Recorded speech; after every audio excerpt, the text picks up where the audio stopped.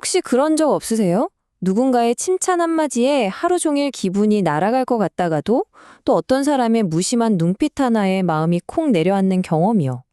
우리를 이렇게나 움직이는 보이지 않는 힘, 대체 뭘까요? 오늘 사회학자 조너선 터너의 이론을 통해서 그 비밀의 문을 한번 열어보겠습니다. 네, 바로 이 질문에서 시작하는 거죠. 우리는 대체 왜 다른 사람의 생각에 이렇게까지 신경을 쓰는 걸까? 아주 간단해 보이지만 사실은 굉장히 깊은 이 질문이 오늘 이야기의 출발점입니다. 조너선 터너는 이 질문에 대한 답을 교류 욕구라는 개념으로 설명해요. 이게 뭐냐면 우리는 다른 사람과 관계를 맺을 때마다 내가 생각하는 나를 좀 확인받고 싶어 한다는 거예요. 아주 근본적이고 늘 존재하는 욕구죠. 바로 이 욕구가 우리 사회생활을 움직이는 보이지 않는 엔진인 셈입니다. 자, 그럼 우리가 그렇게나 확인받고 싶어 하는 나, 그러니까 우리의 정체성은 대체 뭘까요? 터너는요, 우리의 자아가 그냥 하나의 모습이 아니라 네 개의 서로 다른 층이 겹쳐서 만들어진다고 봅니다. 첫 번째, 가장 안쪽에 있는 게 바로 핵심 정체성입니다. 말 그대로 나는 근본적으로 이런 사람이야 라고 스스로 정의하는 개념이죠. 이건 뭐 어떤 상황에서든 거의 항상 드러나는 나의 가장 본질적인 모습이라고 할 수 있습니다. 그 다음 두 번째는 사회적 정체성이에요. 이건 우리가 어떤 민족이나 특정 성별 또는 사회계층의 일원이라는 소속감에서 오는 정체성입니다. 이것도 핵심 정체성처럼 꽤 다양한 상황에서 어떨 땐 우리도 모르게 무의식적으로 작용하곤 하죠. 세 번째는 집단적 정체성입니다. 이건 훨씬 더 구체적이에요. 예를 들어 내가 응원하는 스포츠팀의 팬이라거나 특정 회사의 직원이라는 그런 소속감에서 오는 정체성이죠. 이 정체성은 보통 아주 특정적인 상황에서 뚜렷하게 드러납니다. 그리고 마지막 네 번째가 바로 역할 정체성입니다.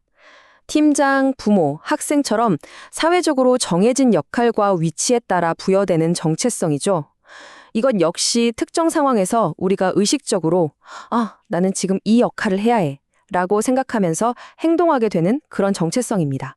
이 표를 보시면 한눈에 정리가 되실 거예요. 자, 위에 있는 핵심 정체성과 사회적 정체성을 보세요.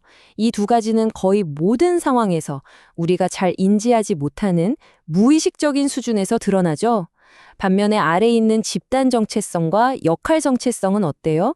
특정 상황에서 우리가 의식적으로 꺼내드는 카드 같은 거예요. 물론 이 네 가지는 서로 영향을 주고받아요. 가령 어머니라는 역할 정체성은 여성이라는 사회적 정체성을 더 단단하게 만들어주는 것처럼요. 자, 우리는 이렇게 네 겹의 정체성이라는 갑옷을 입고 세상과 만납니다.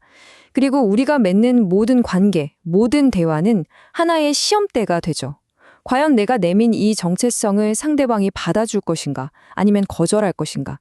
바로 그 진실의 순간을 마주하게 되는 겁니다.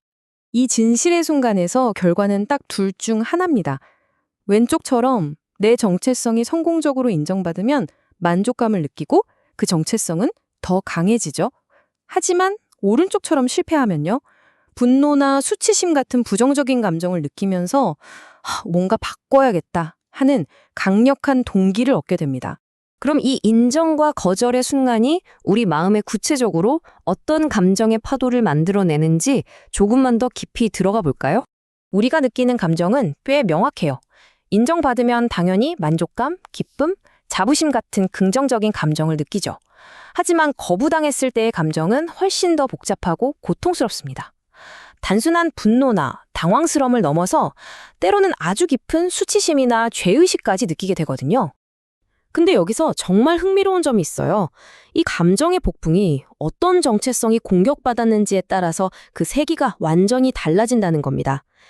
예를 들어 팀장이라는 역할에 대해 지적받는 것보다 너라는 사람 자체가 문제야 라는 비난이 훨씬 더 아프게 다가오잖아요. 바로 그거예요. 우리의 가장 깊은 곳, 즉 핵심 정체성이 거부당했을 때 우리는 가장 큰 고통을 느끼는 거죠. 이렇게 고통스러운 부정적인 감정을 느끼면 우리 마음은 가만히 있지 않습니다. 스스로를 보호하기 위해서 아주 영리한 방어 전략을 쓰기 시작하거든요. 이 방어 전략을 제대로 이해하려면 먼저 상황이 좋을 때 우리 마음이 어떻게 움직이는지부터 살펴볼 필요가 있어요. 이게 일종의 기준점이 되거든요. 이걸 구심적 편향이라고 부릅니다. 말 그대로 중심으로 향하는 편향이라는 뜻인데요. 일이 잘 풀리고 기분이 좋을 때 그 공을 자기 자신 그리고 그 주변 사람들에게 돌리는 경향을 말해요. 역시 내가 잘했기 때문이야 라고 생각하는 것처럼요. 모든 공을 안으로 끌어당기는 거죠. 자, 그런데 반대로 상황이 꼬이고 부정적인 감정을 느끼게 되면 우리 마음의 시선은 전혀 다른 곳으로 향하게 됩니다. 이것이 바로 원심적 편향입니다. 중심에서 멀어지는 거죠. 상처받은 내 자존감을 지키기 위해서 실패의 원인을 바깥으로, 외부로 밀어내는 거예요. 이건 내 탓이 아니야, 시스템이 불공평해서 그래, 라든지 심지어는 저 사람들, 저 집단 때문이야, 라면서 특정 대상을 지목하기도 합니다. 자, 이제 마지막 퍼즐 조각을 맞출 시간입니다. 한 개인의 마음속에서 일어나는 이 작은 방어 기제가 어떻게 사회 전체를 흔드는 거대한 파도가 될 수 있는지 그 놀라운 과정을 함께 따라가 보시죠.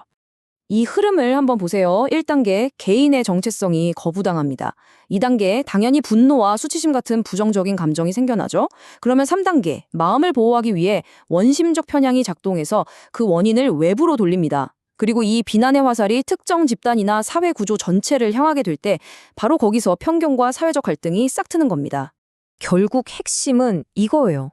한 사람의 아주 사적인 상호작용에서 시작된 이 감정의 흐름이 눈덩이처럼 불어나서 사회 전체의 모습을 만드는 데까지 영향을 미칠 수 있다는 거죠. 정말 놀랍지 않나요? 물론 이 힘이 파괴적으로만 작용하는 건 아닙니다. 긍정적인 길도 분명히 있어요. 반대로 한번 생각해 볼까요? 만약 내가 속한 회사나 공동체에서 꾸준히 내 정체성을 인정받는다면 어떨까요? 우리는 자연스럽게 그 좋은 감정의 원인을 내가 속한 이곳 덕분이라고 생각하게 될 겁니다.